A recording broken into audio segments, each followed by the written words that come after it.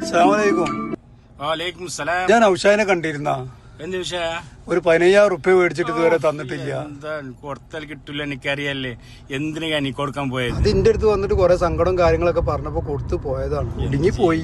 നിങ്ങളൊന്ന് സംസാരിക്കുമോ? എന്നിട്ട് സംസാരിച്ചിട്ട് ഒന്ന് വാങ്ങിത്തരാനുള്ള ഒരു ഏർപ്പാട് ഉണ്ടാക്കി തരുമോ? ഞാനൊന്ന് സംസാരിച്ച് നോക്കട്ടെ. ഞാൻ ഓക്കെ ഇൻഷാ അല്ലാ.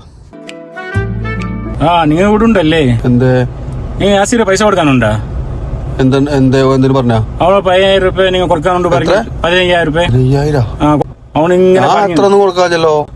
എത്ര കൊടുക്കാൻ അവനല്ലേ പറഞ്ഞു. അവളെ 15,000 തരാനുണ്ടോ ഉഷാദിന്? ഞാൻ 5,000 രൂപ കൊടുക്കാനുള്ളൂ.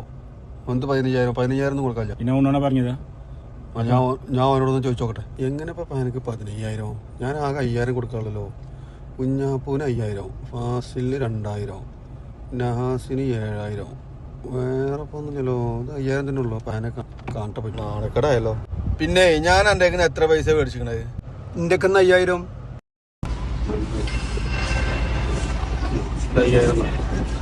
പിന്നെ ഈ എല്ലാരോടും 15,000 തരാനുണ്ടെന്ന് പറഞ്ഞ് നടക്കുന്നത് എന്തിനാ? പിന്നെ എന്റെ പൈസ കിട്ടാൻ പിന്നെ ഞാൻ എന്താ ചെയ്യാ? ഈ ആണെങ്കിൽ നാട്ടുകാരിടന്നൊക്കെ 2,000, 3,000, 5,000, 7,000 ഒക്കെ വാങ്ങി മുങ്ങി നടക്കല്ലേ. ഇപ്പൊ കിട്ടി, എന്റെ കിട്ടി. ഞാൻ